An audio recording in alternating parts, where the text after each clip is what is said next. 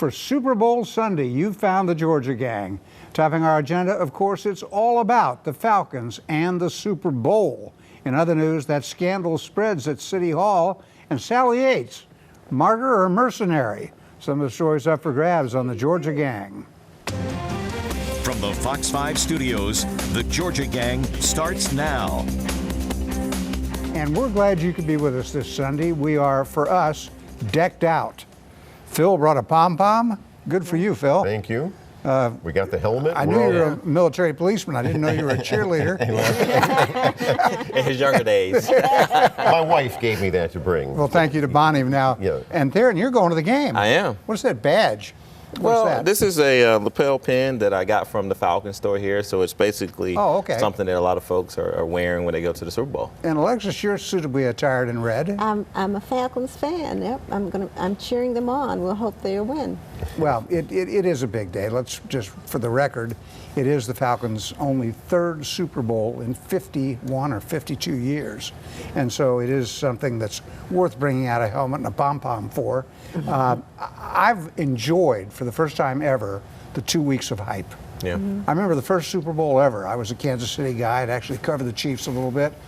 The time before the Super Bowl took forever. Let's get on with it. This time it was somewhat enjoyable, and there have been no disasters that we know of. No. Got a few injuries. I love the picture of the governor with the two toddlers in his arms. They all had on Falcons jerseys. That was in the paper this week. Rally at City Hall, rally at DeKalb, rally at Fulton County. It was so much fun. It's been good. Governor Deal's going to go to the game. Kasim Reed is not, I don't think, is he? I'm not sure. Yeah, there was some question as to who would pay for it if he goes. Oh, that's right. We wasn't sure. He wasn't sure. He That's wasn't what he sure. said. He wasn't sure. It wasn't going to be city money. Let's make that clear. Right. And not a contractor. Yeah, so we got to figure that all out. And I'm like Johnny Isaacson, who happens to be my age. And they asked Johnny if he were going to go to the Super Bowl, and he said, no, why would I do that? I've got a fridge and a good chair. And a great TV, right. So that's the camp I'm in. All right, well, that's really, it's hard to focus on the other news because, first of all, the news is all Super Bowl all the time, and it is our Atlanta Falcons. I just have one little wish. I hope the center, Alex Mack, who I think is the key to the turnaround of the team this year, I hope he's healthy. And a big shout out to Delta Airlines and other airlines, but really Delta. They really extended their flights. They added more flights where folks could travel down on Friday, Saturday, and Sunday. So as a person who flies Delta often, I really appreciate them extending the flights for people who can go down to the Super Bowl. Well, it's ironic. Theron, something you and I talked about after last week's broadcast is coming true. The cold reality of the news, the alleged spread of the alleged scandal at City Hall. The news machinery is now in full sway, and we learned this week from city documents that the confessed bribe guy, E.R. Mitchell, received $7 million in no-bid contracts for snow removal and ice removal and that sort of thing, leading the cynic in me to say, well, $1 million in bribes, that's a pretty good commission somebody got for the $7 million in contracts. It's spreading, Phil. It is spreading, and we're going to see more names coming out. People have been wearing wires and are talking to the U.S. Attorney's Office. As I said last week, this is an absolute disgrace to the city of Atlanta. It's unfortunate, too, but the contracts or the money that he got was so-called emergency no-bid contracts where you can not go through the bid process. So he really apparently took advantage of that. We have been talking about this on this show for years. This has been a problem, as I mentioned last week, for 30 years in all these mayoral administrations. And Kasim Reed has a lot to answer for. You talk about his legacy. This is going to be bad, folks. No, but I think this is a problem with any government entity in a state of emergency. You have to get the job and the work done immediately. There's two issues here. There's the emergency no-bid contract, and 100 years ago, I did a story on a city in upstate New York that awarded millions in no-bid contracts for snow removal, and I found a guy who didn't even own a plow. Got lots of money. Well, the other aspect is the city's minority contracting system. Because look what we learned this week. Not only is it alleged that E.R. Mitchell, he confessed, forget the alleged, paying $1 million in bribes to unnamed officials at City Hall, but he put his wife's name on one of the contracts to get double minority points Right. as a disadvantaged business enterprise. Right. I've been writing about that, Phil, You since have. 1979. You have, and this point system can be abused, and we've even had the AJC and other media outlets over the years show the abuse, Alexis. And there's another factor too, and that is when a city just tailors a contract to the specific company, and they take bids, but everybody knows it's We not don't know going to that happen. yet. Well, that came out in the Corey Airport But Services. Theron and I, the conversation we had was that on the record, Kasim Reed's had a great 8 years. Correct. He's just done his last State of the City speech, which we'll talk about in just a minute. But it is going to color the last year of his term and perhaps his legacy if this scandal blows open even further. It's already a pretty good-sized scandal where you've got the gal who's a pastor. You've got the guy who spent time in prison throwing bricks and dead rats. I mean, you got all the stuff. It hasn't touched Kasim Reed yet, but I've got to believe it's going to badly affect his last year in office. Well, one of the things I want to respond to is, Phil's attack, and even you too, Dale, on this, I think, DBE program. Let's stop. Because this program was put in place by Mayor Maynard Jackson, because a lot of white businesses in Atlanta in the 60s and the 70s were not, giving minority contracting firms, people an opportunity to partner with them on these city pursuits. And so when you talk about millions and millions of dollars that have been made, this was put in place. And this is something that has never been done before up until Maynard Jackson did this. So that's the first thing. The one thing I'm a little disappointed that Phil didn't point out this week is, Mayor Reed has come out, and let me be clear, I'm not a city official. I cannot speak on behalf of the city of Atlanta. But Mayor Reed came out this week and said next week he's going to release 1.3 million documents and pages of documents and 500,000, communications, text messages. He had to turn around because he was pressured to do it. Last week you were arguing that they shouldn't be released. I remember very well. Yeah, so was I. So here we go. So I knew that attack was going to come. So Phil, at a time where there's a criminal investigation going on, and this is a criminal investigation for bribery, there was a lot of talk back and forth about whether they could release the documents, because if there's wrongdoers, which I think there are, and then they had to, redact some of the information. It was just a process. Theron, let me interrupt you because a very preeminent attorney, David Hudson, who's with the Georgia Press Association, said the mayor flatly was going against the state's open records law. There was no back and forth, and people of all stripes, lawyers of all stripes, had released it. I'm glad the mayor bowed to pressure. Look, this is not an attack. This is a defense of a state law. But what I'm trying to do on this show, and I think what the viewers want us to do. You're trying to say the mayor's being transparent. Well, I'm also just stating the facts, and I think that we cannot come on this show and mention everything that we mentioned, and not mention since the last time we were on the show that the mayor has said that he's going to come out. I'm glad he backed down. Answer. No, he didn't back down. He's going to come out and answer questions. Well, And actually, I also want to speak in defense of the minority contracting program. It was an affirmative action effort to make up for hundreds of years of discrimination against black and other minority businesses. I am. The abuse. Yeah, you are too. Well, you can put words in my mouth. I'm attacking the fact that there's abuses in the program that even previous mayors you talk about have said, and bonus some of these are points. very rich African American business people. Well, you talk about being disadvantaged. They were disadvantaged. That's how they got to be rich. well, sometimes you got to be business. unadvantaged or something. Well, I mean, I'm saying the same people get the same contract year after year. All I'm arguing, Dick can argue what he wants. All I'm arguing is that the program needs to be revamped. So I want you to know that's what I'm talking about. Yeah, but again, I think that we all need to take a deep breath. And that listen, this is bad. I want to go on the record for saying this is definitely not good. And why is it bad? Well, it's bad because you've had an individual $1 million in bribes. I'd say that's bad. Who's working with City Hall? We got to get out. In City Hall. That's the Let's problem. Let's do this. Let's get out now, because next week we're going to know a whole lot more. Right. Because next week the names of the people who have been identified as receiving the bribes are likely to come out in the news. The U.S. Attorney seems to be indicating that we're going to find out where the money went and for what contract. Right. So we can hold it there for now. We hadn't gotten to the mayor's State of the City address, which I'm more interested in than usual for reasons I told you last week, Theron, and we can talk about that. We'll go back to cheering for the Falcons for a moment while we take a commercial break, and when we return, we'll do that State of the City and the other news. Stay with us. Have a question or comment for the Georgia Gang? Visit their website at fox5atlanta.com. Taylor Gabriel, oh, that's a Falcon reference. I'm sorry. He's my favorite Falcon this year. He's That had a little good guy, season. that little Yeah, guy that we had a good got from season. Cleveland. Yeah. They're crying up there. All right, back to what we do for a living. The debate that Theron and I, not debate, discussion Theron and I had last week involved Kasim Reed's legacy. And this week that was brought forward in his State of the City address.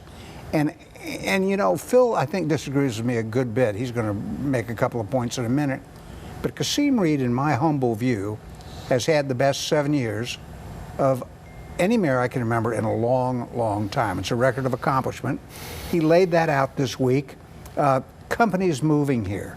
The idea of integrating Georgia Tech and Midtown and drawing millennial and high-tech talent. Airport corruption seemingly swept under the rug, or at least no longer there. And an expansion of the airport, $1 billion expansion of the airport.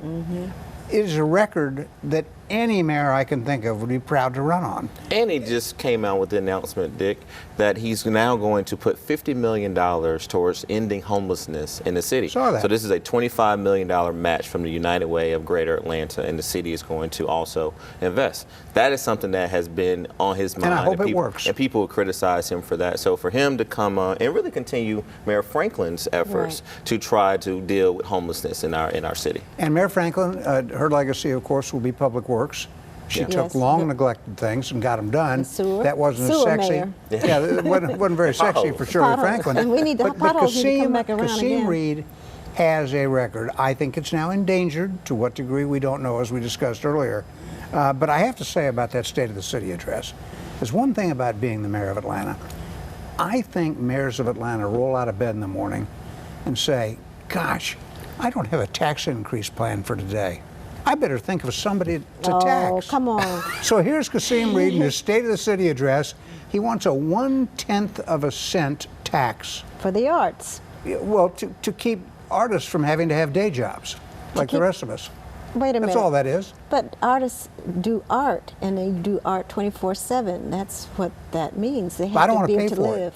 But Why not? one of the things that came up during the campaign in 2009, and Mayor Reed was called to the carpet on this because, as you may remember, Alexis, Maynard Jackson, I know we talked a lot about him on the show today, but Mayor Maynard Jackson was the first person to actually allocate funding in the city for the arts community. And so this is something that has dwindled along. So I think this ask from the mayor is not something that's irrational. And what we've seen in the city of Atlanta is that when he goes to the voters and asks for money to improve city government and operations like transit and others, the people have responded favorably to him. Theron, why can't we do this, though? And everybody's in favor of arts funding, but there are plenty of foundations with a lot of big endowments And that love Woodruff the Arts, arts. yeah. And I think rather than government, you need to go to the private sector. But We let me did just- that. The Woodruff Foundation is and I partnering will, with I will them. give him But Phil, credit. Let me just comment That's what I was on gonna some say. of your things.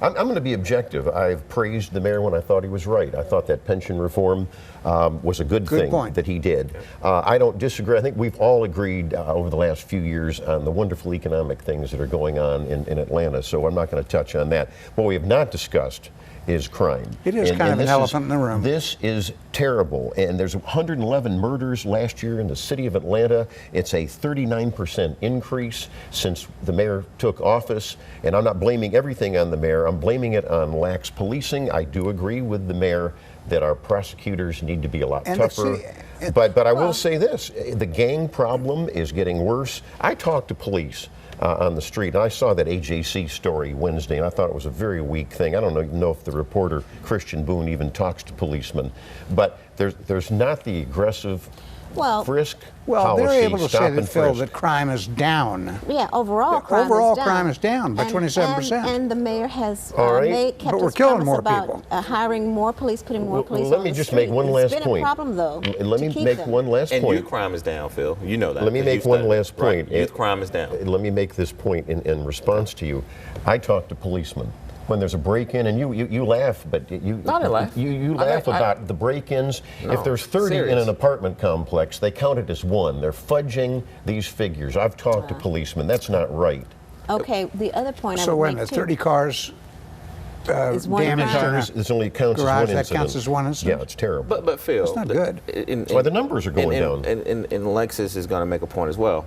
When you look at youth crime in the city, this is one of the things that the mayor talked about in the state of the city. It's down by over 20, I think 25%, because he reopened all these recreation centers and the centers of hope. So yeah, I would be the first to say that yes, the perception of crime and some statistics that you have stated are concerning. But overall, crime is down. This is something I think the mayor is going to focus on this. Well, I don't think people, let's assume you're right for a second. I don't think you are, but let's stop saying that. So, I mean, the murder rate itself needs to be addressed. If he is right, then you need to stop saying what you're saying. No, because the police tell me, and this is going nationwide, and you don't seem to care about it, correct me if I'm wrong, there's not the aggressive policing. There's not the enforcement of the panhandling ordinance. We have all these wonderful things here in Atlanta. I would think you'd want tougher law enforcement.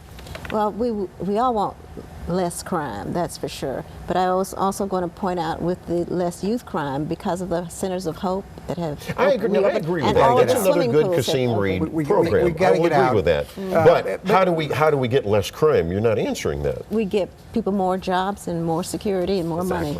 Exactly. And well, we all agree on that. And more minority contracts at the airport, right? That'll solve it. All right, when we come back, we've got a full plate here. We haven't even mentioned the Georgia General Assembly, and then we have the amazing story of Atlanta's own Sally Yates. We're going to come back with all of that. Stay with us. Have a question or comment for the Georgia Gang? Visit their website at fox5atlanta.com. Kind of a quiet week at the General Assembly this week under the Gold Dome. The Senate, however, passed a couple of measures. Number one, it easily passed what we used to know as the bed tax, but now it's called something else. It's a provider fee. Provider fee, thank you. I knew there was a euphemism. That's why the state's getting so much more money without raising taxes, it's aimed at keeping rural hospitals healthy. They also passed a grand compromise on the sale of craft beers.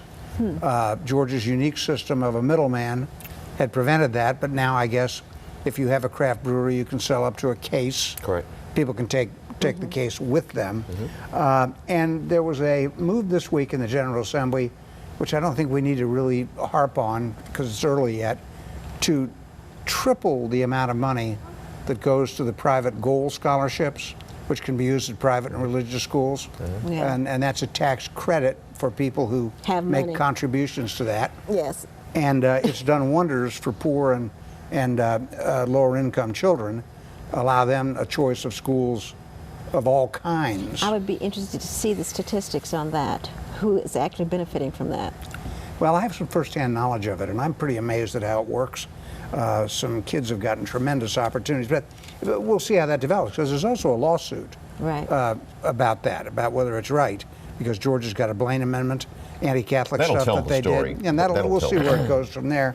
But in Washington, Atlanta's own Sally Yates, a career prosecutor, former U.S. attorney here in Atlanta, her principle has never been questioned, her integrity has never been questioned to my knowledge.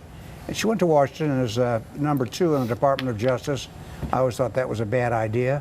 And then this week, Sally Yates refused to carry out a lawful order by the President of the United States, an order vetted by the Office of Counsel in the Attorney General's office. And Donald Trump fired her. I don't think he had any choice. I think she was totally wrong. I think her obligation, if she didn't like it, was to resign. She decided to go out in a blaze of glory. What do you think? They're in a book deal? Listen, I think that she is the symbol for the millions and millions of people who have been marching to resist President Donald Trump. And let me make sure I call him President Donald Trump, because I got criticized for not referring to him as president. Listen, Sally Yates basically said what a lot of folks have come out and said. President Trump's executive order violated the Immigration and Nationality Act of 1965. This is true. This is an act that was put in place to make sure that folks who want to come to this country are not discriminated upon because of their national origin or their religious beliefs. So what she did, Dick, is the exact opposite of what you just said. To me, she did her job. When she was questioned by, maybe let's see, soon to be or maybe not to be Secretary Attorney General Jeff Sessions during her confirmation hearing, which, by the way, she received bipartisan support She did. Yeah. She was Hold on, let me finish. But she's a terrific she was prosecutor. asked a question that if the president of the United States of America asked you to do something that was illegal and it was not something that followed the Constitution of the United States, would you do it? And she said then that she would make sure that she always follows the lawful She process. also told other lawyers to break the law, and that's where even the great liberal attorney Alan Dershowitz said she was wrong. She took a step further, but let me just say this. Did you know that John Lewis questioned her record and saw that. integrity? John Lewis in September 2009 called the Obama White House and said she should not be made U.S. Attorney General. I'm with John Lewis here. What I think is She's so a second-rate No, lawyer. no. This She's is a what I think is so No. That's that you went too far, Phil. No. Alexis, I know you Well, went. first She was, of all, wait a minute. She deserves the undying gratitude and she should have thanks. quit. She should have No, quit. no. She deserves. No. If you disagree with somebody, quit. But She that's endured- not the way the system works. The Department of Attorney General is separate branch from the president. She's not the president's attorney. She is the I Department of completely Justice understand. People's attorney.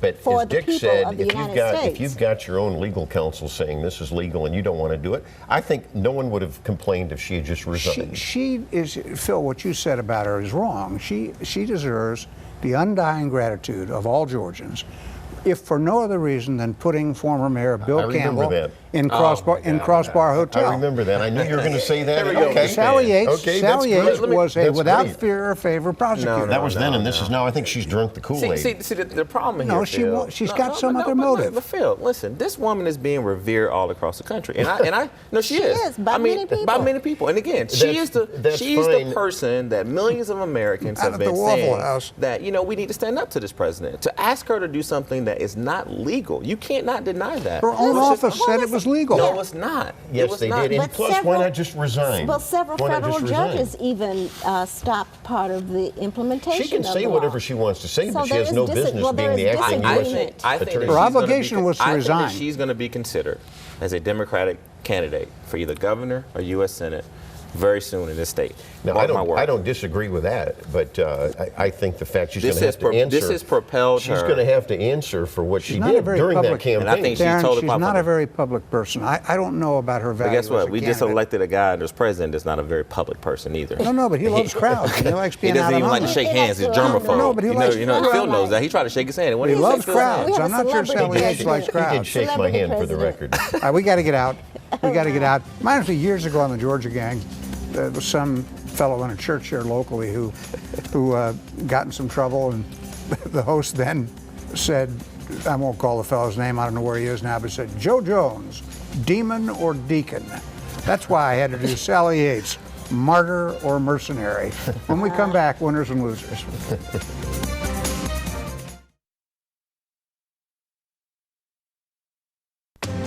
Time now for the week's winners and losers.